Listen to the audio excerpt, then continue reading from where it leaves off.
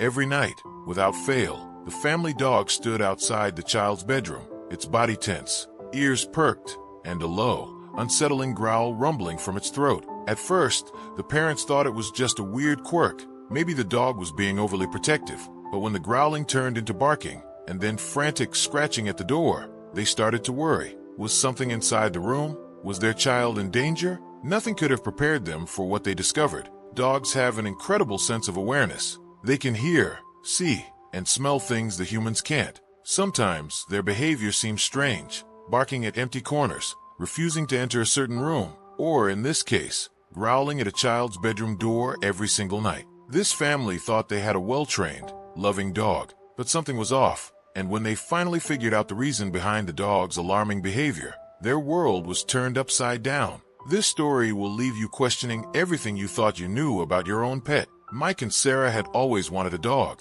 not just any dog, one that would grow up alongside their son, Ethan, and be part of the family. They weren't just looking for a pet, they wanted a companion, a protector, a best friend for their little boy. After months of searching, they found Max, a golden retriever with big brown eyes and a wagging tail that never seemed to stop. From the moment they brought him home, it felt like he was meant to be there.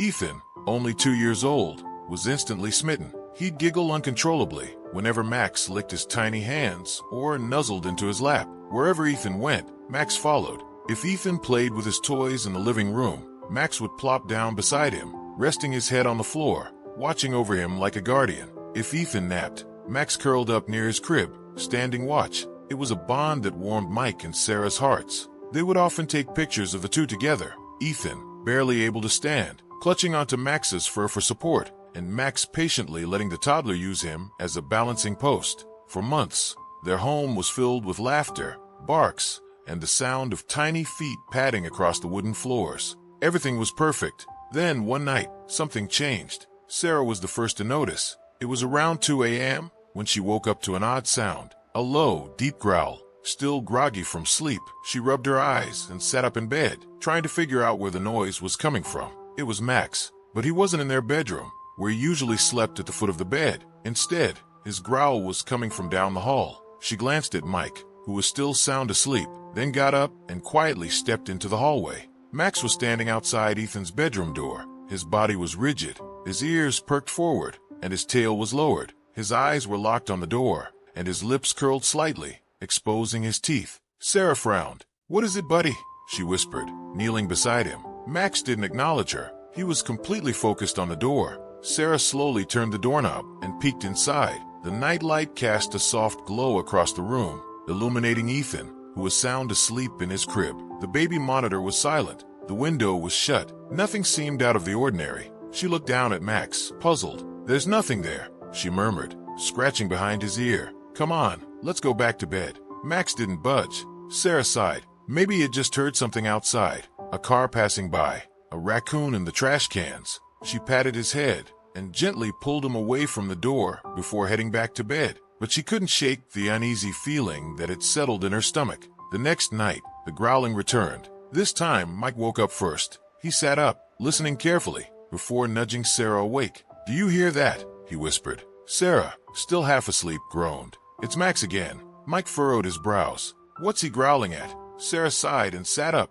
He was doing the same thing last night, just staring at Ethan's door like something's in there. But there's nothing. Mike swung his legs over the side of the bed and stood up. "I'll check." When he walked into the hallway, he saw exactly what Sarah had described. Max standing frozen in front of Ethan's door, his eyes locked on it, his body tensed. "Max," Mike said cautiously. No reaction. He slowly reached out and opened Ethan's door, peering inside. Ethan was asleep, curled up with his stuffed bunny. The room was quiet still. Nothing was out of place, but Max's growl deepened. That's when something strange happened. The moment Mike stepped into the room, Max stopped growling, but instead of following him inside, he took a step back. Mike turned to look at him. "Come on, buddy." Max stayed put. His paws were firmly planted on the hallway floor, his tail lowered, his ears slightly flattened. It was as if he was afraid to cross the threshold. That's weird, Mike thought. Max had never been scared of anything before. Still, there was nothing obviously wrong in the room. So Mike sighed, walked over to Ethan's crib, adjusted his blanket, and then left. Max stayed where he was until Mike closed the door behind him. The next morning, Sarah brought it up again. You really think it's nothing? She asked over breakfast. Mike poured himself a cup of coffee. Probably. Maybe he just hears something we don't. Sarah tapped her fingers on the table. Yeah, maybe. But deep down, she wasn't convinced. A week passed. Then two. Every single night, Max returned to Ethan's door growling. Some nights, he would just stand there, body tense, eyes alert. Other nights, he would scratch at the door, whimpering like he wanted to get inside, but still refusing to cross the threshold. Mike and Sarah tried everything. They made sure the room wasn't too cold or too hot. They checked for any noises that could be scaring Max. They even moved Ethan's crib to a different spot in the room. Nothing changed. Then, one night, something happened that sent a chill down Sarah's spine. She was up late, scrolling through her phone in bed, when she suddenly heard a loud thud from Ethan's room. Her heart leaped into her throat. She bolted upright, just as Max let out a sharp bark, followed by frantic scratching at the door. Mike was already out of bed, running down the hall. Sarah was right behind him. When they threw the door open, Ethan was sitting up in his crib, crying. But that's not what made Sarah freeze. The rocking chair in the corner of the room was moving. Not a small creak, not a tiny sway. It was rocking, back and forth, back and forth. Mike immediately rushed to Ethan, picking him up and holding him close. Sarah, her heart pounding, stared at the chair. Max was still outside the door, barking wildly. She turned to Mike, her voice barely above a whisper. Did you see that? Mike, holding their trembling son, gave her a hesitant look. See what? Sarah's throat was dry.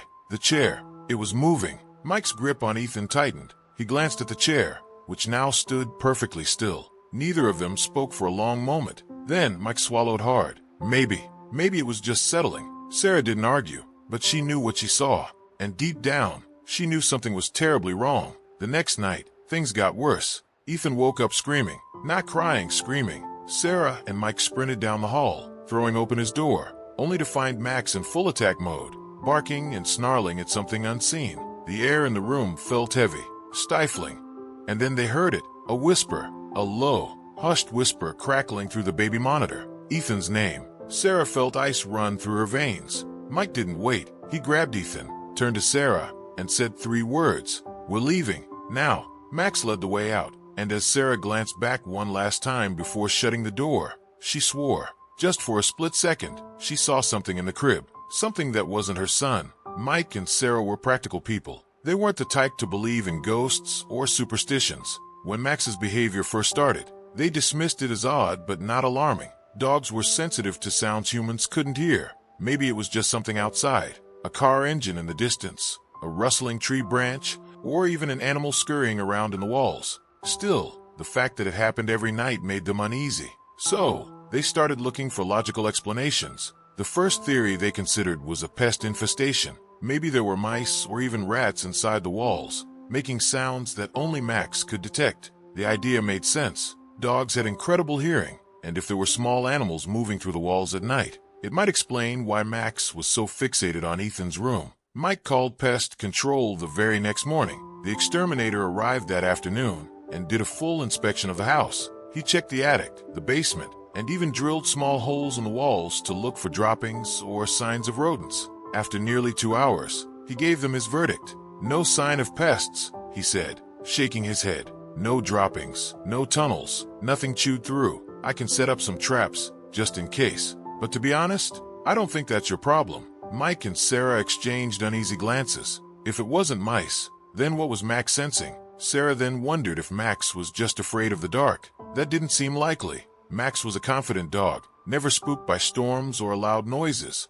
But Sarah was desperate for a logical reason. So, that night, before they went to bed, she left the hallway light on, making sure Ethan's room wasn't shrouded in darkness. It didn't help. At exactly 2 a.m., Max was at the door again, his body rigid, his growl vibrating through the house. Sarah felt her stomach twist. It wasn't the darkness. Maybe Max had a medical issue. Dogs could develop neurological disorders, and some conditions caused anxiety or irrational fears. The next morning, Sarah took Max to the vet. The doctor ran a full checkup: heart, lungs, eyes, ears. Everything was normal. He's a perfectly healthy dog, the vet said. Maybe he's just reacting to something in the environment. New furniture, new detergent, a strange smell. Sarah shook her head. Nothing's changed. The vet offered her a hesitant look. Dogs can be perceptive.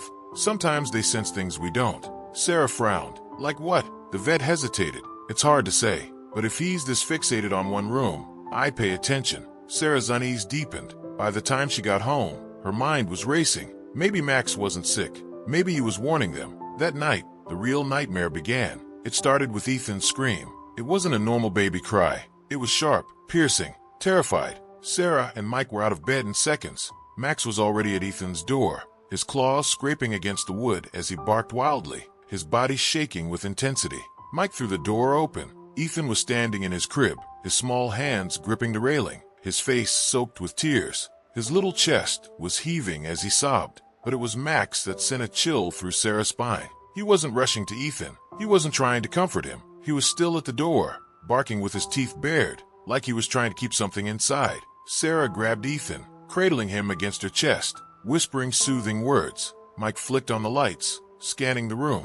Nothing. Then Sarah's breath caught in her throat. Ethan's nightlight, the one that always glowed with a soft, warm hue, was flickering erratically. The shadows in the room shifted as the light pulsed. Then, without warning, it shut off completely. The room was plunged into darkness. For the first time, Sarah felt it, a presence. Not something she could see, but something she could feel. Her skin prickled. The air felt heavy, suffocating. Max had stopped barking. He was growling now, a slow, guttural sound deep in his throat. His eyes were still locked on the room, his tail stiff. Mike flicked the switch again. The overhead light came on, flooding the room in brightness. And just like that, the feeling was gone. But Sarah's hands were still trembling. The next morning, Sarah was exhausted. She had barely slept, her mind running in circles. She needed answers. So, while Mike took Ethan to the park to give her a break, she went online. She started researching unusual dog behavior, trying to find anything that could explain what was happening. That's when she stumbled upon something disturbing. Dogs have been known to react strongly to paranormal activity. There were countless stories. Families who noticed their dogs acting aggressively toward certain rooms, refusing to enter spaces, or even growling at unseen entities. Sarah's mouth went dry as she read. Could that really be what was happening? She didn't want to believe it, but deep down, she already knew. She shut her laptop, her heart pounding. That's when she noticed something. The baby monitor on the nightstand was blinking. A notification. Sarah frowned and picked it up. The app had recorded something. A motion alert from Ethan's room. Her pulse thundered in her ears as she clicked on it. The footage started playing. It was from the night before. The room was dimly lit by the night light, which was still flickering at the time. Ethan was tossing in his crib, shifting uncomfortably in his sleep. Then a shadow moved. Not Ethan, not Max, something else. It passed across the crib, slow and deliberate. Sarah's breath caught in her throat. The nightlight flickered violently, and then went out. Static. The video ended. Sarah dropped the monitor, her hands ice cold. Her entire body was shaking. That night, Sarah refused to turn off the lights. She didn't tell Mike what she had seen. Not yet. She didn't want to sound insane, but something inside her was screaming that they needed to leave. At 2 a.m., it happened again. Ethan's scream, Max's furious barking. Mike and Sarah were out of bed in seconds, but before they could reach the door, bang, something inside Ethan's room slammed against the wall. Sarah's blood turned to ice. Max was barking like a dog possessed. His body was tense, his fur bristling, his teeth bared. Mike didn't hesitate. He threw the door open. Everything was shaking. Ethan's crib rattled. The rocking chair in the corner moved on its own. The room felt wrong, like the air itself was heavy, suffocating. Then Sarah heard it, a whisper, a deep, crackling whisper, coming from the baby monitor. It said Ethan's name. Sarah screamed. Mike grabbed Ethan. We're leaving, now. Sarah didn't argue. Max led the way out, snarling, and as Sarah turned back for one last look, she swore. For just a second, she saw something standing over the crib, something that wasn't Ethan. Mike and Sarah sat on the living room couch, both shaken, their breaths coming in short, uneven bursts. Ethan was in Sarah's arms, still half asleep, his tiny fingers gripping her shirt. Max lay at their feet, his body tense, ears flicking at every small sound. No one spoke for a long time. Mike was the first to break the silence. We're not going back in there, he said, his voice hoarse. Sarah swallowed hard, staring at the baby monitor still clutched in her trembling hands. The screen had gone dark, the live feed cutting out the moment they fled the room. But the last image was burned into her mind. The crib moving, the shadow inside, and the whisper, the way it had hissed Ethan's name. Mike stood up abruptly. I need to see the footage. Sarah hesitated. Mike, I need to see it. She exhaled shakily and tapped on the monitor's saved recordings. The video started. The first few hours were normal. Ethan sleeping soundly, shifting every now and then. The soft glow of the nightlight flickered occasionally, but remained steady. Then, at exactly 2:47 a.m., Max started growling. The crib shifted. It was subtle at first, just a slight movement, but then it rocked again, slightly harder, as if something inside was shifting its weight. Sarah felt her stomach knot as she watched. Then, the shadow appeared. It wasn't outside the crib. It wasn't creeping along the wall. It was inside, and it wasn't shaped like Ethan. It was taller, thinner, a shifting mass of darkness, almost blending into the crib's shadows, but distinctly there. Sarah could hear her own breathing, fast and unsteady. And then came the whisper, "Ethan." It was faint, distorted, like a breath pushing through static. The audio cut in and out, the words barely forming, but it was there. The moment the whisper came through, Ethan stirred. His tiny body twitched, his fingers clenched into fists, and then his arms lifted, as if he was reaching for something, as if he was being picked up. Sarah gasped, slamming the phone onto the couch. Mike's hands clenched into fists, his jaw tight. He grabbed the phone again, rewinding the footage, replaying it over and over, as if trying to make sense of what he was seeing. "This," his voice cracked, "this can't be real." Sarah hugged Ethan tighter, feeling the cold sweat clinging to her skin. Mike ran a hand down his face. "We're leaving. We're not staying here another night." Sarah nodded frantically. "Where do we go?" "A hotel. Anywhere." Just then, bang, a loud, violent crash erupted from upstairs. Sarah yelped. Max jumped to his feet, growling. Ethan whimpered against her chest. Mike's eyes shot toward the ceiling. That came from Ethan's room. A cold wave of terror washed over Sarah. Mike clenched his jaw. "Stay here." "What?" "No, don't go in there. I just need to see."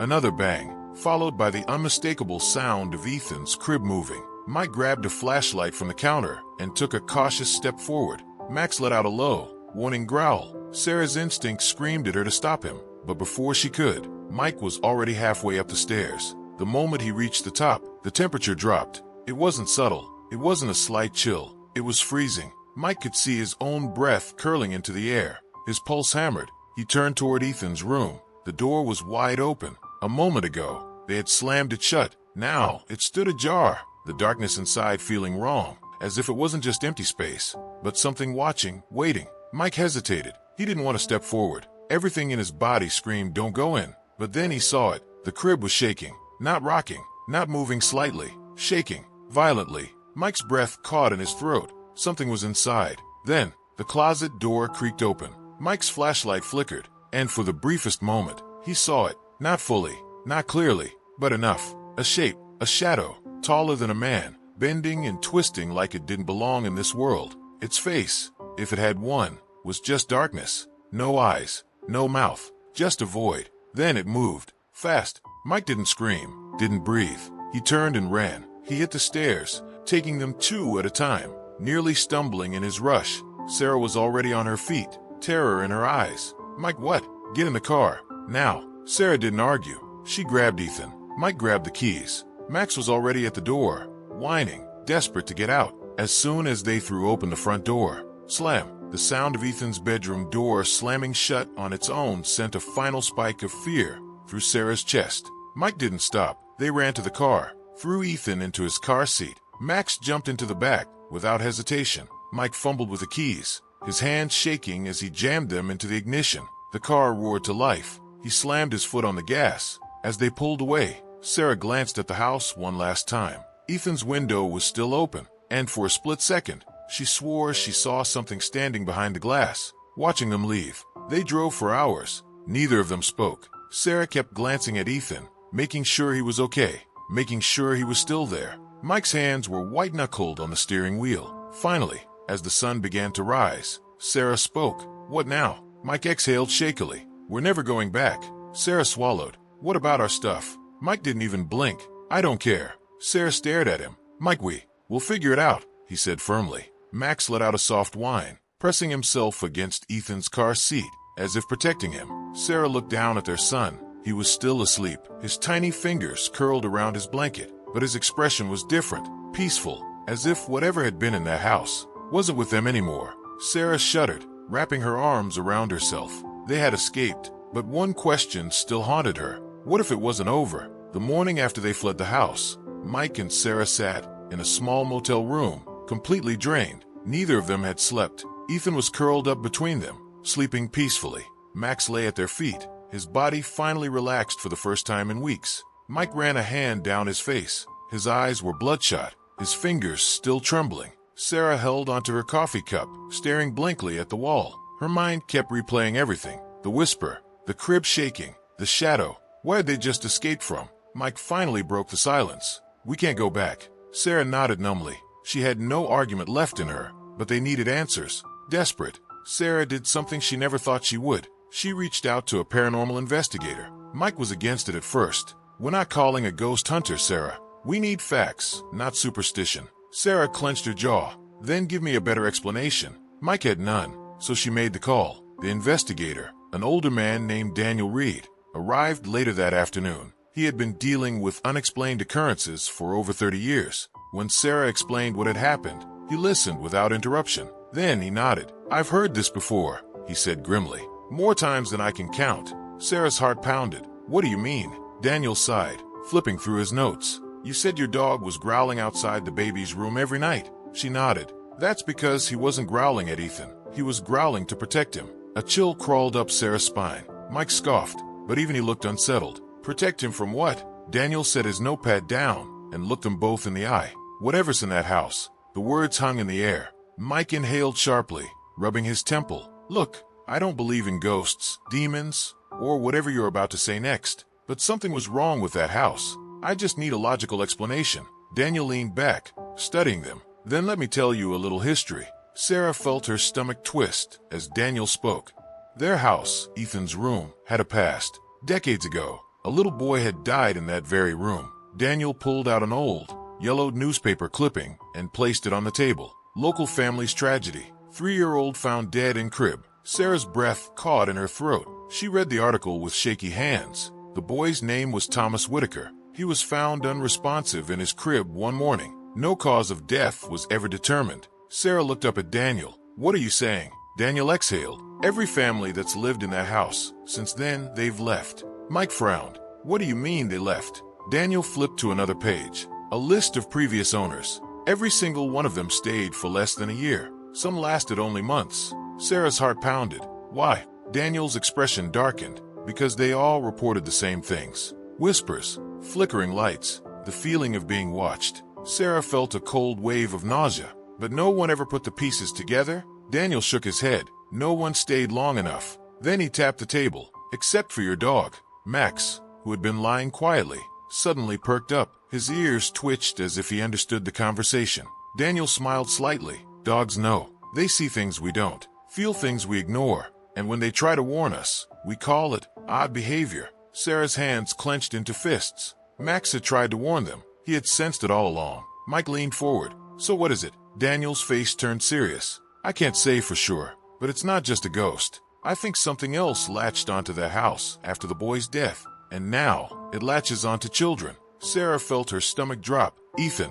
It had been after Ethan. Mike slammed his fist onto the table. "We're never going back." Daniel nodded. "That's the right choice." But then he hesitated. "There's one more thing." Sarah felt a shiver run down her spine. "What?" Daniel met her eyes. "Did Ethan ever say anything? Did he ever talk to it?" Sarah's lips parted. A terrifying memory surfaced. A few nights before everything started, she had overheard Ethan in his crib, babbling. She had peeked inside, expecting to see him playing with a stuffed animal, but he had been staring at the corner, laughing, whispering. At the time, she had thought he was just playing. Now she wasn't so sure. Daniel nodded. Whatever was in that house, it had already started making a connection. "If you had stayed longer." He didn't finish the sentence. He didn't need to. Sarah swallowed hard. "What do we do now?" Daniel sighed. "Leave. For good." A week later, they made it official. They sold the house without stepping foot inside again. They left everything behind. Furniture, decorations, even some personal belongings. None of it mattered. Max never growled at Ethan's door again. He slept peacefully, curled up at the foot of Ethan's crib, his protective instincts still strong, but no longer in fear. Sarah still thought about it sometimes. The whisper, the shadow in the crib, the feeling of something watching them. She didn't have all the answers. She didn't want them. All she knew was this. They had escaped, and whatever had been in that house, it wasn't coming with them. Months later, As they settled into their new home, Ethan began speaking in full sentences. One night, as Sarah tucked him into bed, he looked up at her with sleepy eyes and whispered something that made her blood run cold. "Mommy, Thomas says goodbye." Sarah's breath caught. She forced a smile, gently brushing Ethan's hair. "Who's Thomas, sweetheart?" Ethan yawned, his eyes fluttering closed. "The boy from my old room." A shiver crawled down Sarah's spine. She watched Ethan drift into sleep, her heart pounding. Then she turned to Max, who was lying at the foot of the bed. He was awake, watching. His ears flicked, but he didn't growl. For the first time in months, Sarah felt safe. Whatever had happened in that house, it was finally over. Or at least, she hoped it was. Do you believe animals can sense things humans can't? Let me know in the comments. And don't forget to subscribe for more incredible pet stories.